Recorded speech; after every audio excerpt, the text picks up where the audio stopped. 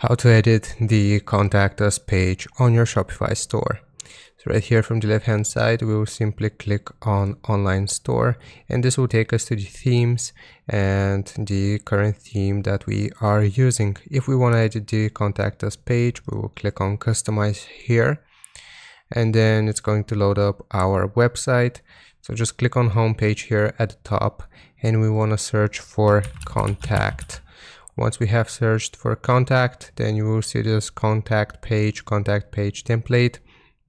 Once we select it, then this will pop up with all of the information that people can input and how it's going to look like. And you can edit this however you would like. You can add some spaces here, you can remove some, you can add a heading, different information, but basically that's how you can edit it.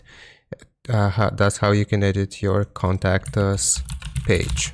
So I hope this helps you out. Leave a like and sub, and I'll see you next time.